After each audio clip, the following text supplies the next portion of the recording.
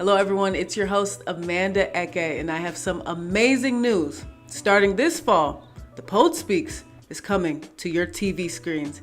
Yes, that's right. After 8 amazing seasons as a podcast, The Poet Speaks with Amanda Hekayeh is now a TV show, airing on the Archaeology Channel's new streaming service, Heritage. Everyone get ready for a visual feast of spoken word performances and deep dives into the minds of poets from all over the world. Now, something extraordinary is coming, and you won't want to miss a single moment. Stay tuned. Hello, everyone, and welcome back to the Poet Speaks podcast, the #1 poetry podcast in the world. Now, our next guest is a writer, vocalist, and performance and sound artist, the author of Village, as well as TwERK, as well as the co-editor of Coon Bidness.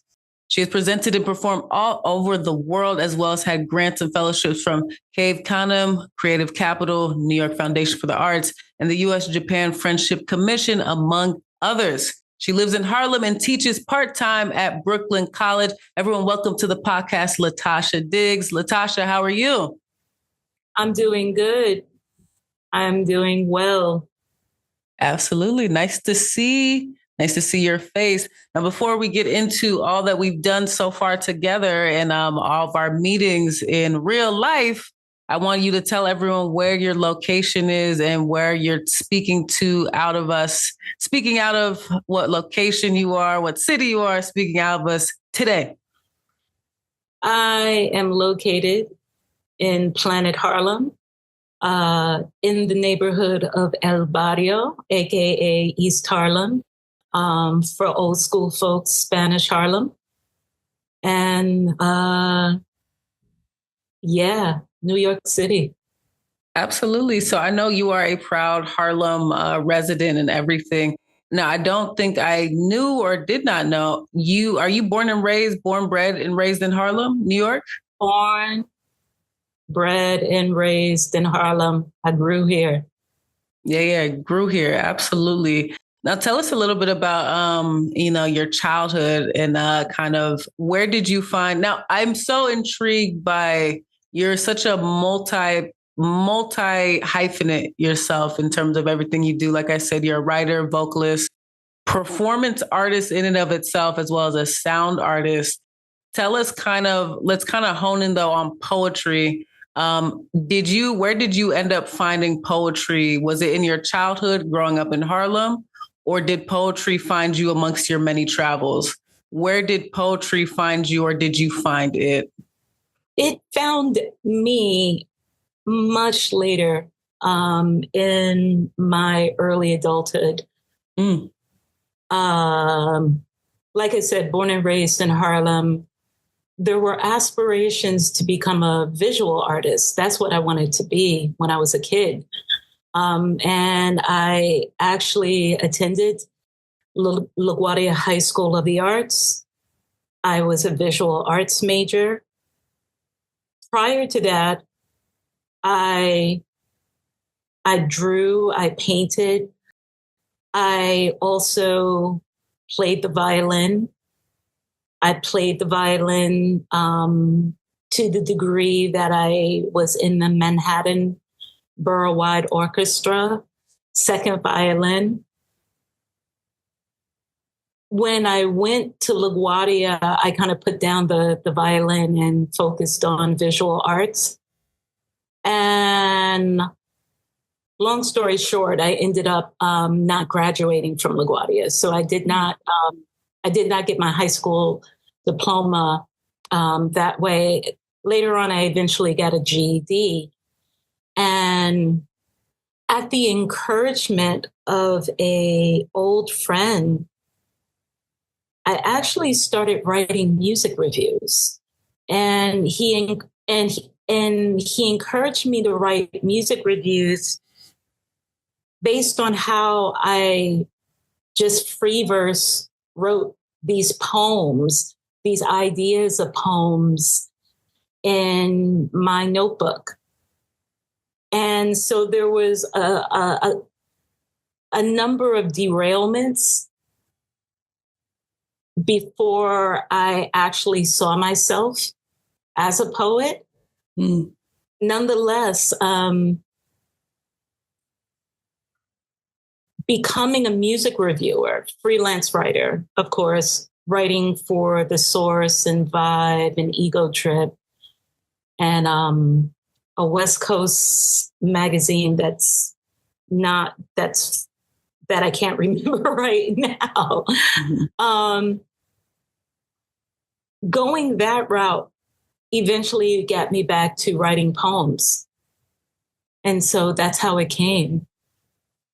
Wow. So you kind of found poetry after already having that career as the music reviewer.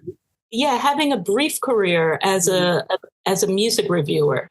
It actually felt like something that I wanted to pursue more, to become that type of music journalist.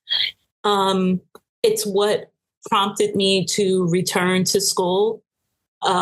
It's what prompted me to go get my GED and eventually enter a 2-year college to focus on my writing, to become a better writer. Yeah, it happened that way. Mm-hmm. Wow. Tell me a little bit about that process. I'm curious because LaGuardia, is that a school where someone would have to audition to join, to be a part? LaGuardia High School is one of these, it is a public school. So for folks who think or ever assumed LaGuardia High School to be a private school, it is not a private school. It had always been a specialized public school, just like art and design, or maybe some of the more academic intensive schools like Bronx Science. And yes, you did have to go to audition. LaGuardia High School also, really briefly, is the merging of the High School for the Performing Arts, High School for Music and the Arts, both founded by Filarello H. LaGuardia,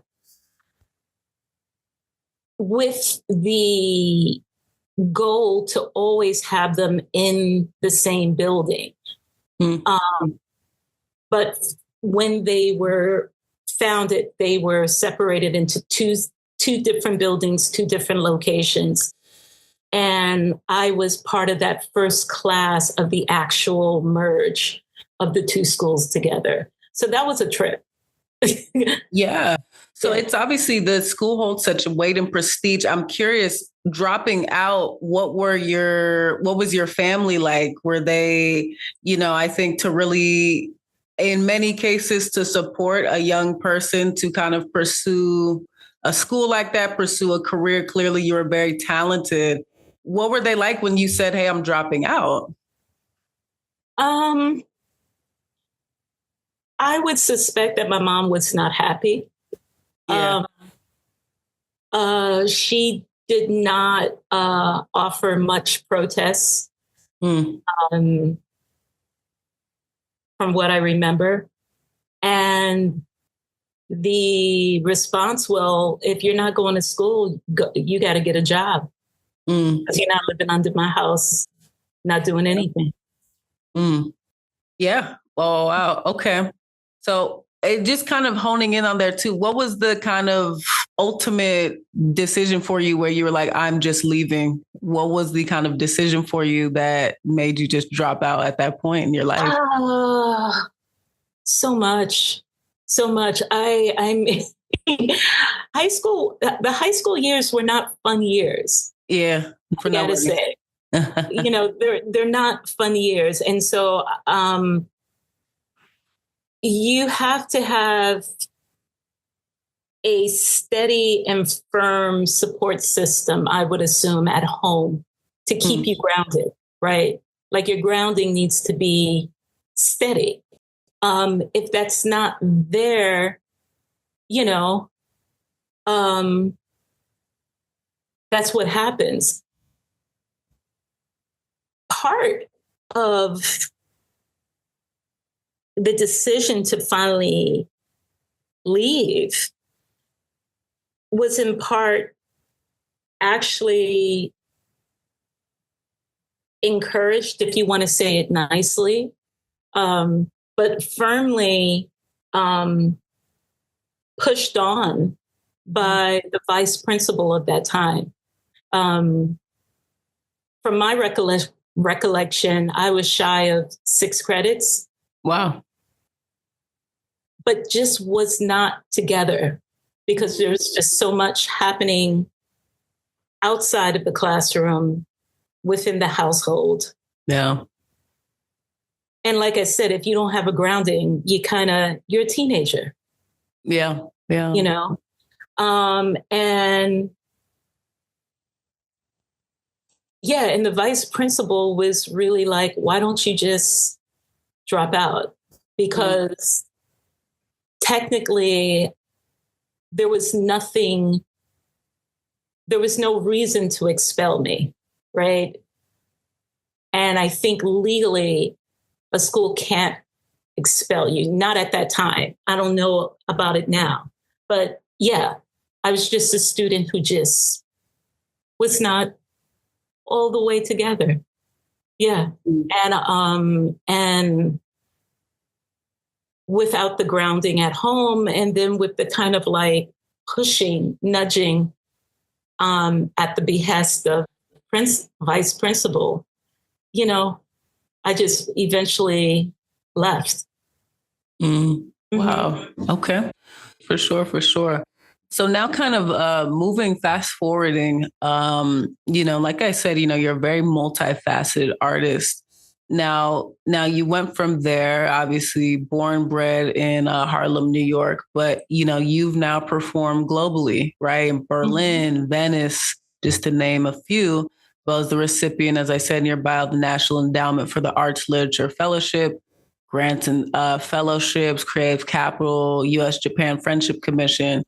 When we kind of take that journey from there till now, where you had led kind of spoke a little bit, that instability as a teenager to now this grand life as an artist you've been able to create for yourself. What is the kind of connecting factor to you? What kind of brought you now to this place and space to where you've been able to share your art, share who you are in these different places? What has really kind of brought you? What do you think has been the kind of connector for you, where you've gone from there to now where you are today? Well, I think a couple of things. One, luck.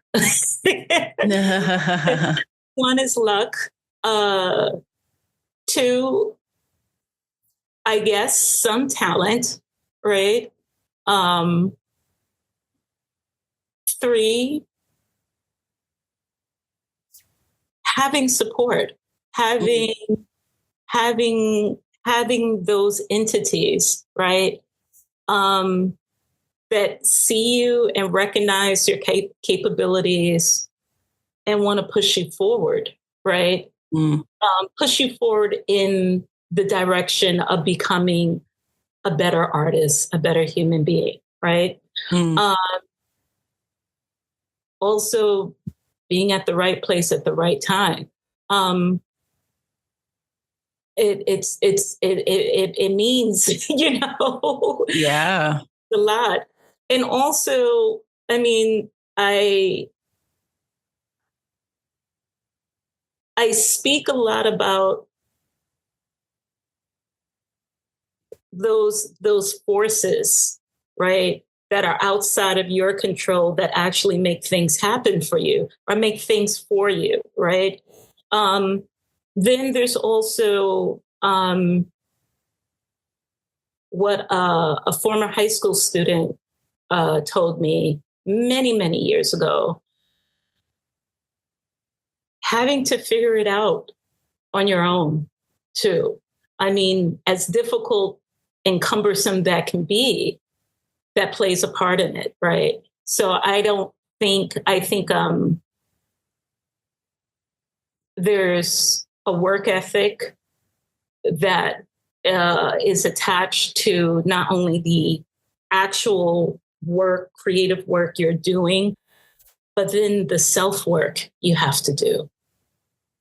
the me work, the emotional work, the mental work, and that constantly is churning, and somehow eventually you get to this place, right? You get lucky, you get a little award here and there, you get these opportunities to travel abroad. So it all plays in. Yeah, absolutely. Tell me a little bit about, it's so interesting. You said just like that support, and obviously you said luck. What, so many people, I think, and just even looking at my own life as well, I mean, that support, it comes in a myriad of ways, right? Mm-hmm. It's not just maybe friends and family. You'd be shocked. I mean, so many people, some of the most supportive people in terms of my career, right, have been people I've never even met in real life.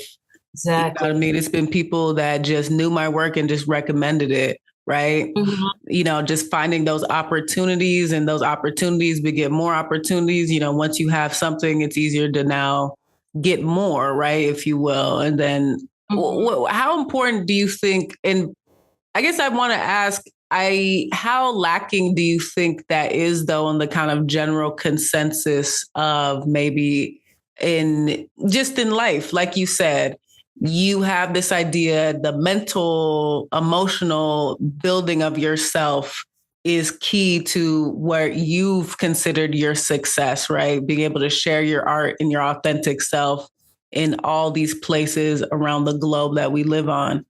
How important do you think it is for people to really understand that reckoning of self, getting things on your own, standing on your own 2 feet? How important do you think that is to most people to really understand that plays such a big part of your success as well? It plays a big part. I want to make sure that while I'm saying is it plays a big part, also the community, right? The community of those you know and those you don't know. Like you said, some of the opportunities you were offered in your career, right, has been from folks who you didn't even personally know. So there's someone lurking there, right, in the atmosphere, checking on you, saying, I see you, right? And you have no control over that, right? I think all of that balances together. I think all of that works together in terms of the self, right? Getting yourself together, that's probably the biggest thing I find myself having to do. That's solely on my own, right? Like that's me.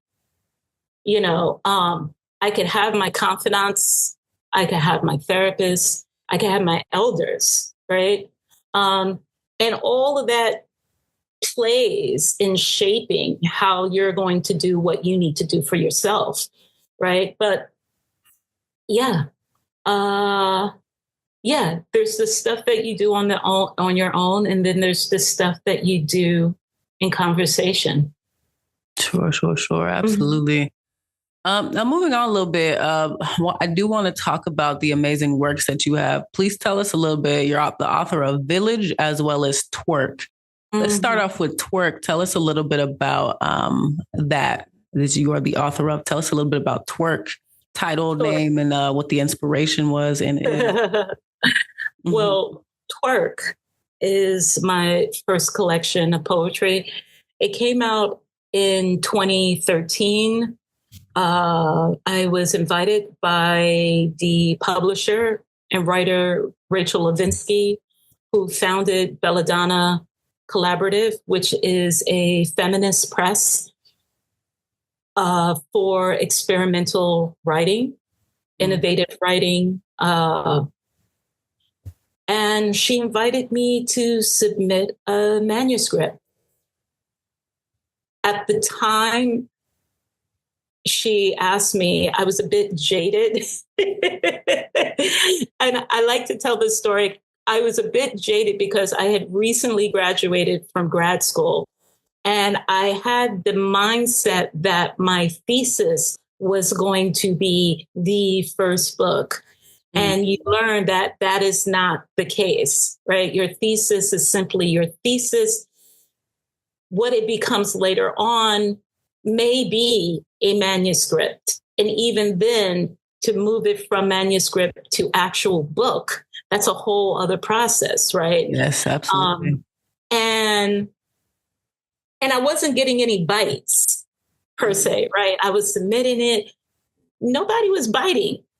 Biting, I was just like, I'm fishing and I'm getting no bites.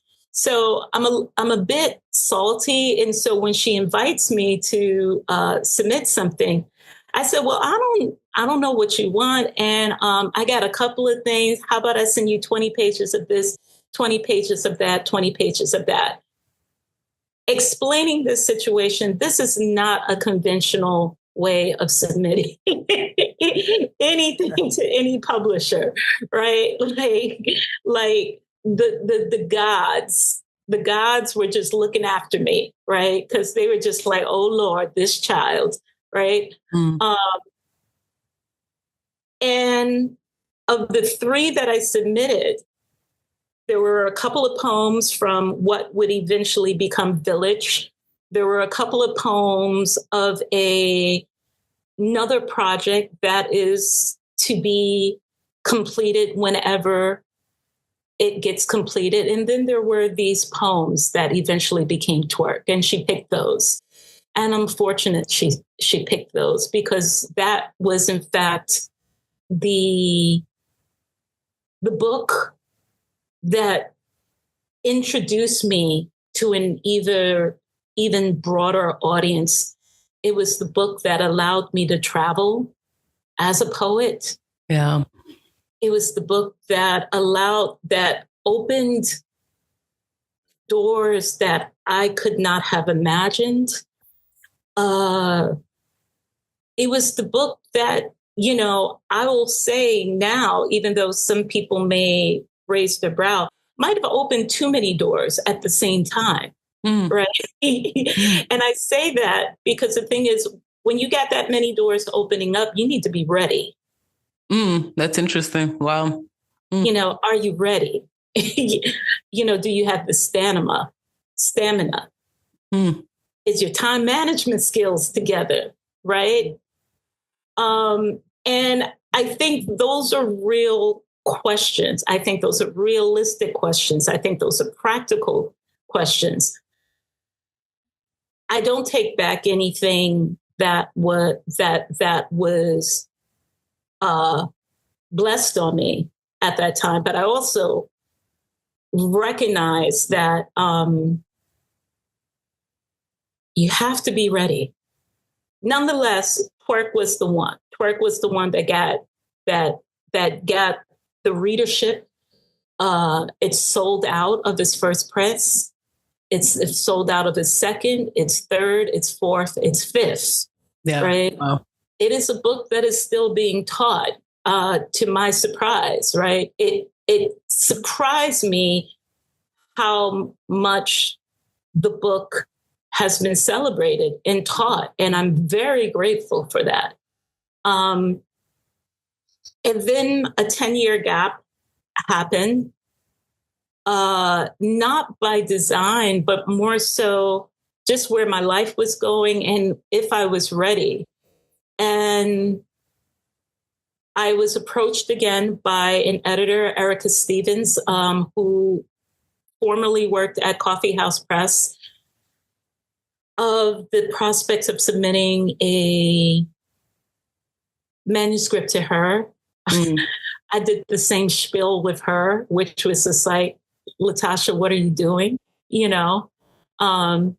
She picked what would become Village, and wow. Village is more personal.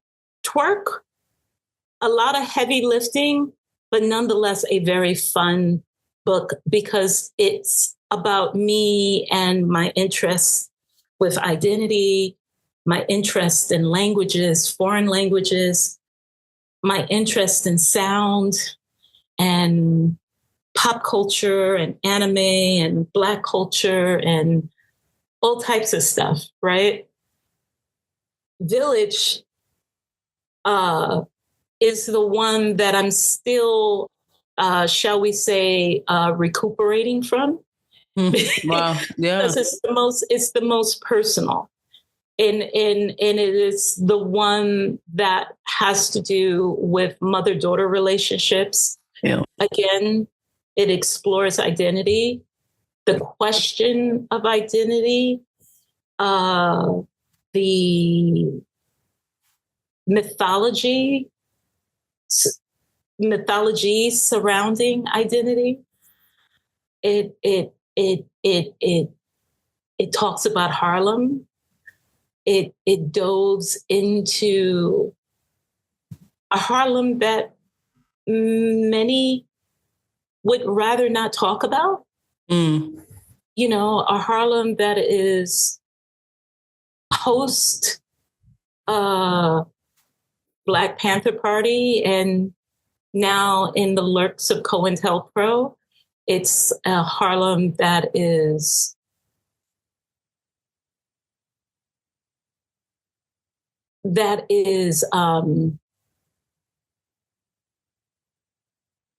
been inflicted by not just poverty, but also drug addiction and alcoholism. It is a Harlem of characters that are both beloved and also predatorial. It's not an easy book. And in the midst of writing it, I started going through a housing battle, and which delayed the finishing of the book a gazillion times. And I'm very much grateful that my editor did not drop me altogether. Yeah. And so that starts to soak into the pores of the book too. So it's layered, it's complex. It's also questioning form, questioning poetic form. It's also looking at documents. It's a bunch of things. So I would encourage readership of that. Absolutely. Everyone, I know many people across the globe that listen to this podcast are well aware of TwERK as well as Village. But everyone go check out those phenomenal pieces. I want to kind of go back. You had said something that really touched me. You had said you got to be ready for, like we were talking about TwERK and how it exploded. You said you have to be ready for what that explosion is of your life, especially when you do like a great piece of work, right? Kind of go back a little bit.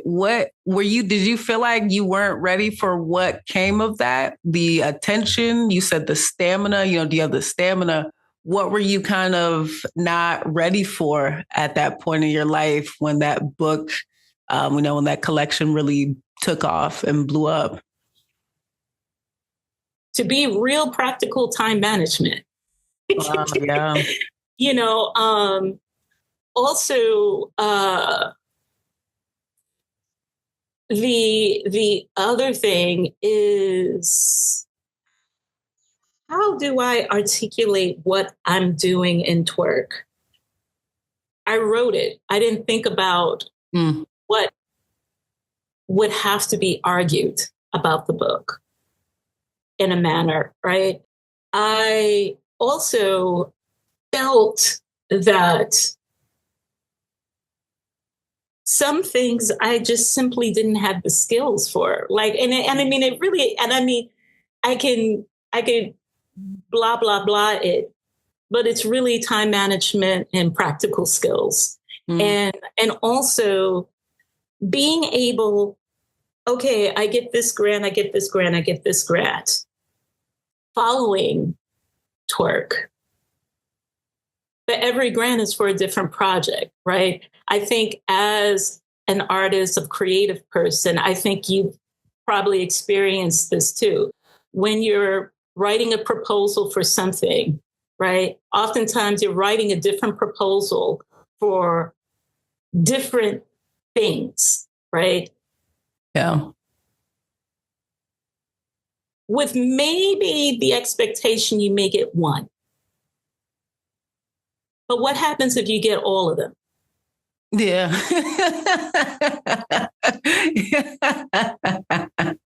You get what I'm saying? Yeah. Yeah, that's true. Absolutely. So you felt like that kind of being able to, like, juggling a lot. Juggling, yeah. Yeah. Yeah. I mean, it's just, and I mean, and I, like I said, I don't take any of them back. But also what I've now accumulated, right, which is what now I'm working towards, are all of the projects that I started that I need to finish, right? Yeah. Some people can easily walk away and say, I'll never finish it. Not me, right? It's kind of like, you know, I started writing this. I might have started writing this 10 years ago during this residency, but guess what? It is going to be completed. Yeah. Right? It just may not be, you know, it probably didn't get completed the year I started it or the year after, but it's going to be completed. But, and that's what I kind of feel. I think maybe young artists will probably listen to this and go, what the hell is she talking about? Like if you get all of them, like, get them. And yes, I absolutely agree. Yeah, if you get it like that, get it. But also keep in mind, you know, your capability. Yeah. Yeah. Mm-hmm.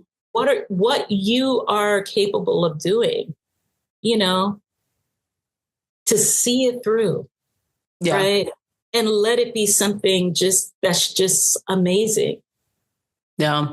That makes such a good point, because it is something I do kind of try to reconcile with too.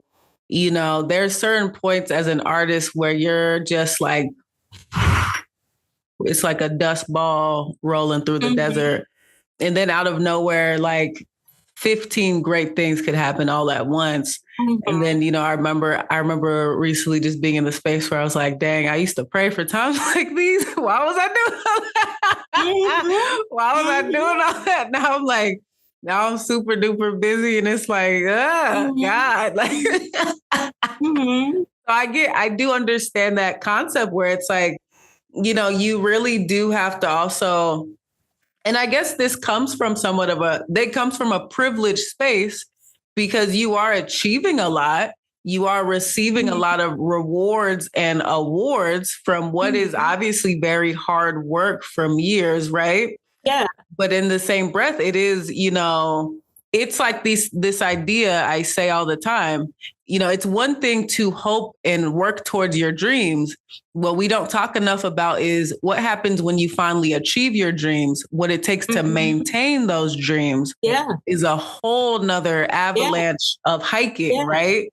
Yeah. And a lot of us we don't really contemplate or recognize that until we're there, and you realize, do I even have the capability? Is my mind in the right place?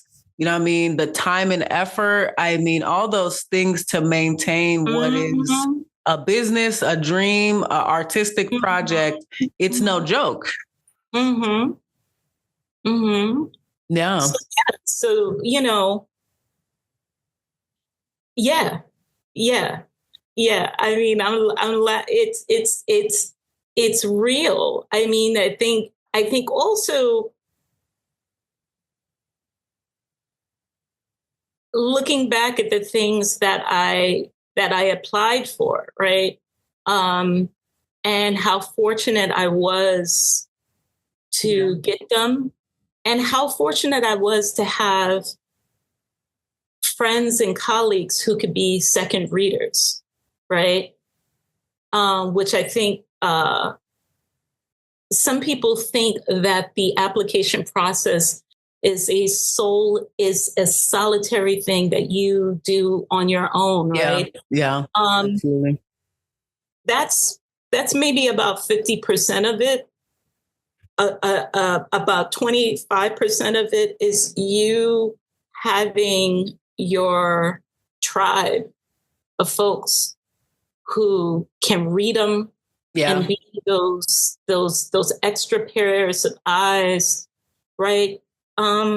Because like you can't do, like no one does this by themselves, right? No, not at all. The creation, that's one thing, but this whole administrative thing, you know, you need some assistance. And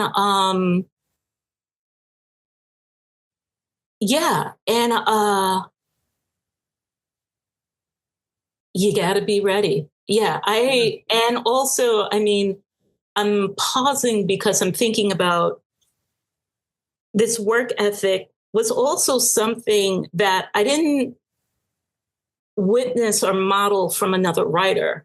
Yeah. I actually witnessed visual artists doing this. And it's impressive. I mean, deeply impressive. I knew, I was familiar with one visual artist who basically obligated 3 hours a day to administrative work. And of those 3 hours involved applications. So basically writing applications. So 3 hours a day, this artist was actively seeking and drafting applications every fucking day. And that's crazy. But I tried it. and it does have its benefits, right? But again, okay, you get all of them. Can you do them? Can you do all of them at the same time? Yeah. You know, but yeah, I mean, so the thing is that I borrowed that work ethic for a couple of years. And I mean, you do see the rewards of having a work ethic like that. Again, it's like, now can you finish? Yeah, absolutely. Yeah, no, it's so many things everywhere, everything all at once with what goes into creating, maintaining so many of these multifaceted levels of artistry, right? Yeah. No, it's such a new space that I'm in now as this next project that I've created has come to fold on TV. So, LaTasha, you were part of The Poet Speaks with Amanda Hekayeh, which is now streaming. When this episode comes out, it is now streaming on the Archaeology Channel's new streaming site and service called Heritage. So we did a very special episode with you and another amazing individual, Mama Rashida, in Harlem. It was a very you talk such gems that I still remember the poem that I asked you a specific question. A little sneak peek for those listening to the podcast as you watch the episode coming out either this week or next week. You know, you had made a one last poem to Harlem, and I still remember what you said. Tell me a bit about your experience filming that and, speaking so affectionately, speaking so deeply about Harlem and revisiting the Harlem Renaissance. Oh, it was wonderful. It was wonderful. I thought about it, and I wish there was an opportunity for y'all to film far more, because I felt that there were so many gems or so many interesting conversations me and Mama Rashida were having off camera, right? That had to do with Harlem and had to do with the Renaissance of, Harlem's history. and what she sees as Harlem now compared to how I see it, Harlem, and just processing, the generational differences in our love for this neighborhood, right? I'm trying to remember. I think I said something. What did I say? Harlem is a lover that torments me. Yes, you did say that. Yeah. Yeah, it is. Yeah. It is. It's, like, no, I do not immediately go to Harlem being a mother. It's the crush. It's the sweet 16 crush in Marcus Garvey Park, breaking night, sneaking into the pool. It is the crush on the Ferris wheel, somewhere around 111th Street and maybe Fifth Avenue. Mm. It's the crush it's the relationship that's never meant to be. It's never meant to extend beyond that night.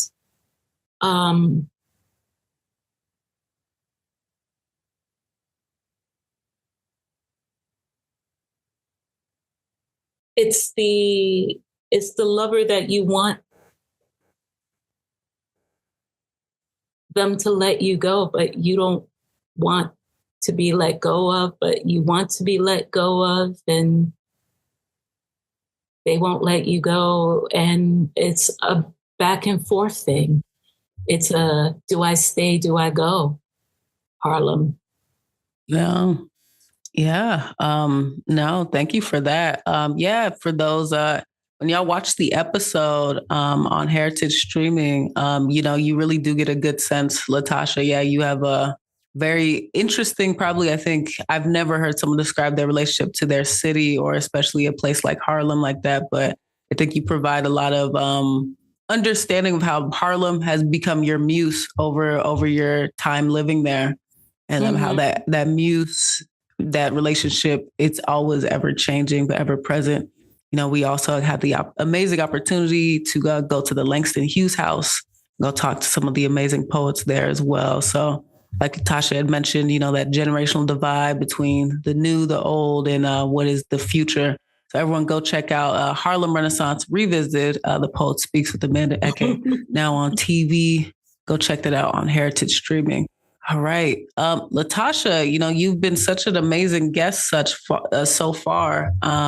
We really learned a lot about your musings, the inner working of your mind, how, why, and, your poetry, but your artistry really. So we have one last question for you on the Poet Speaks podcast today. LaTasha, why do you need to get your words out? Because I don't hear anybody with my experience. I don't hear or see an interest or curiosity in a time, a community, a people, a cipher that I come from. Not just Harlem, New York. I don't hear an interest in the convergence of sounds, of music,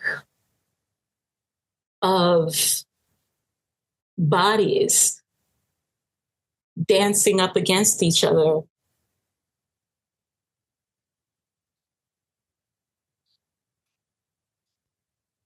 That represent me, that represent the folks that shaped me, the folks that molded me. So it's on me to write those down, to document them as best as I can, to also create or propose something outside of the normal and the expected.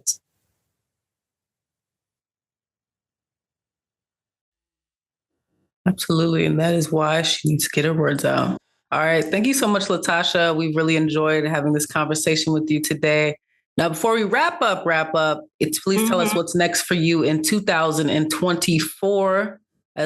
Tell us what's where we can find your amazing work, where people can purchase your collections as well, any social media handles or websites that you have available. Sure thing. You can follow me on Instagram, LaTasha Diggs. LaTasha Diggs are on Twitter, X,